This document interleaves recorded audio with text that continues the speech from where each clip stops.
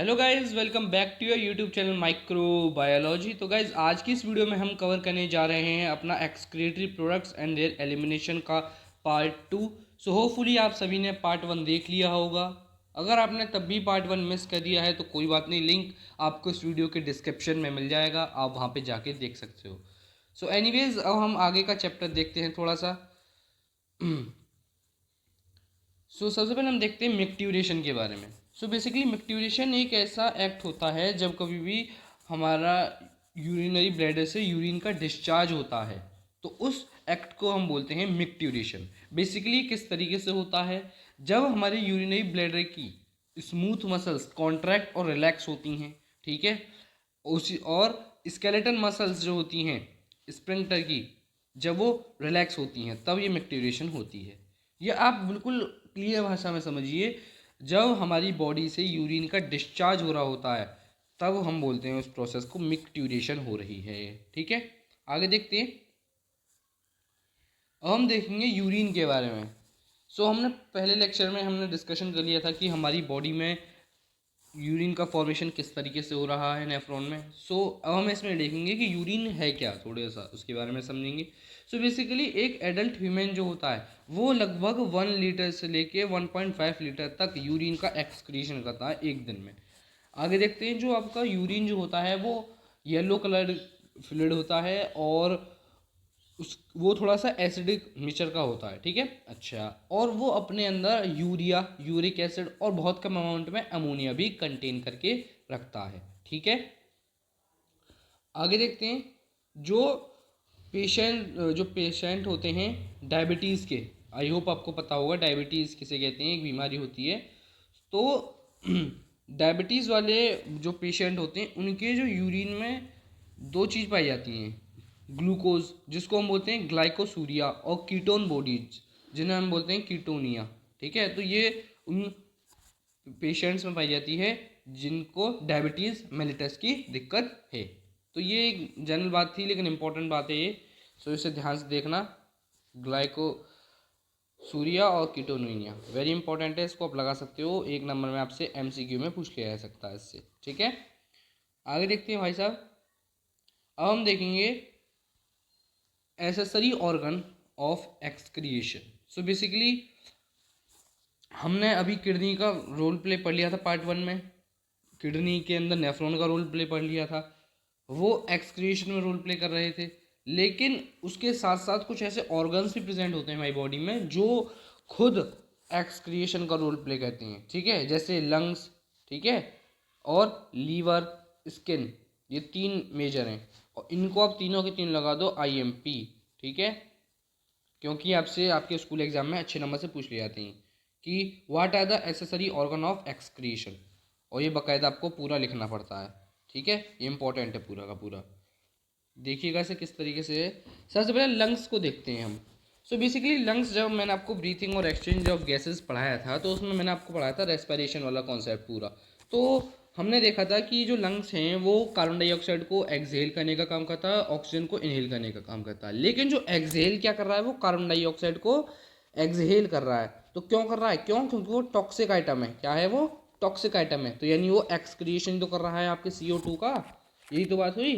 अच्छा, देखिएगा ध्यान से देखिएगा, जो लंग्स होते हैं वो लगभग 18 लीटर ऑफ कार्बन डाइऑक्साइड को एलिमिनेट करते हैं, यानी एक्सहेल करते हैं। यानी कितनी बड़ी बात है भाई, देखो 18 लीटर। ठीक है, और कुछ अमाउंट में वाटर वेपर्स को भी एक्सहेल कर देते हैं। आगे देखते हैं लीवर। लीवर आपने 10th क्लास में पढ़ा होगा डाइजेशन ऑफ फूड वाले में, डाइजेशन ऑफ फूड वाले चैप्टर में आपने पढ़ा होगा लीवर के बारे में थोड़ा सा, और आपने बाइल के बारे में भी पढ़ा होगा, जो बाइल जो होता है उसके बारे में आपने पढ़ा होगा। बेसिकली जब वो बाइल सीक्रेट कर देता है, लीवर जो बाइल सीक्रेट कर देता है, ठीक है, तो बाइल के अंदर कुछ आइटम प्रेजेंट होते हैं, जैसे बिलीरुबिन, बिलीवर्डिन, कोलेस्ट्रॉल, ड्रग्स और कुछ विटामिन। ठीक है, तो देखिएगा ये इनमें से कुछ नहीं, बहुत सारी चीज़ें टॉक्सिक है हमारी बॉडी के लिए। क्या है, टॉक्सिक हैं। अच्छा, तो बेसिकली इसमें क्या है, ये हमारी बॉडी से रिमूव होनी चाहिए। तो बेसिकली ये सारे के सारे आइटम्स ऑसोफेगस में चले जाते हैं और आपके फीकल मैटर की हेल्प से आपकी बॉडी से पास आउट हो जाते हैं। ठीक है, आई होप आपको ये क्लियर होगा। आगे देखते हैं। अब आया आपका स्किन। स्किन बेसिकली आप जानते ही होंगे कि स्किन का बहुत बड़ा रोल प्ले है हमारे एक्सक्रीशन में। किस चीज़ का एक्सक्रीशन वो भी हम समझेंगे। तो सबसे पहले जो स्किन है वो टू टाइप्स के ग्लैंड को मतलब टू टाइप के ग्लैंड को डायरेक्टली सीक्रेट करती है। ठीक है, सबसे पहले आया इसमें स्वेट ग्लैंड और दूसरा आया सेबेशियस ग्लैंड। आपने छोटी क्लास में पढ़ा भी होगा भाई, सो फिर भी बताते हैं हम आपको। बेसिकली स्वेट क्या है? स्वेट एक ऐसा एक्वस यानी जिसमें वाटर की प्रेजेंस हो। क्या हो? वाटर की प्रेजेंस हो। सो बेसिकली स्वेट जो है वो एक्वस आइटम है जिसके अंदर NaCl होता है, कुछ अमाउंट में यूरिया होता है, देखिएगा यूरिया भी होता है, यूरिक एसिड भी होता है, देखिएगा। और ये जो वेस्ट है, ये जो सारी वेस्ट हैं जब एवोपरेट होते हैं तो कूलिंग इफेक्ट का हमें कूलिंग इफेक्ट लगता है। पहले तो थोड़ा सा उसको समझते हैं हम स्वेट को। देखिएगा जब कभी भी आपको जब पसीना आ रहा होता है तो अगर आपके मुंह में चला जाता है तो आपको लगता है सॉल्टी। क्या लगता है? सॉल्टी लगता है वो। क्यों? क्योंकि उसके अंदर NaCl प्रेजेंट होता है इसलिए, और कुछ अमाउंट में वाटर प्रेजेंट होता है इसलिए। ठीक है, तो आगे बात करते हैं कूलिंग इफेक्ट की। तो बेसिकली जैसे जब आप गर्मी में बाहर से आ रहे हो और आपके सामने आपने AC या कूलर देख लिया, तो अगर आपको पसीना आ रहा है तो उस समय आपको कितनी ठंडक महसूस होगी। तो बस ये वाली बात हो रही है। आगे देखते हैं सेबेशियस ग्लैंड। ये एलिमिनेट करते हैं आपके हाइड्रोकार्बन्स को थ्रू सीबम से। ठीक है, ओके। सो अब हम आगे देखते हैं disorders of urinary system. So basically her system के मोस्टली डिसऑर्डर्स तो प्रेजेंट होते ही हैं। सो इसके भी 3 डिसऑर्डर हैं मेजर। सो सबसे पहले इसमें आया यूरीमिया। इंपॉर्टेंट है तीनों के तीनों, आपसे स्कूल एग्जाम में पूछ लिए जाते हैं, IMP। ओके, तो देखते हैं आगे। सो बेसिकली यूरीमिया एक ऐसा डिसऑर्डर होता है हमारी यूरिनरी सिस्टम का जब कभी भी हमारी जो किडनीज हैं वो मेल फंक्शनिंग करती हैं। ठीक है, ओके, जिसकी वजह से यूरिया का जो कंसंट्रेशन है वो ज़्यादा हो जाता है ब्लड में। ठीक है, और ऐसी कंडीशन को हम बोलते हैं यूरीमिया। ठीक है, अच्छा, जिन पेशेंट्स को इसकी दिक्कत हो जाती है, यूरीमिया हो जाता है जिन्हें, सो उनको किडनी में दिक्कत हो जाती है, यानी वो अपना जो वो एक्सक्रीशन किस तरीके से करेंगे वो। तो बेसिकली एक ऐसी प्रोसेस होती है जिसको हम बोलते हैं हेमोडायलिसिस।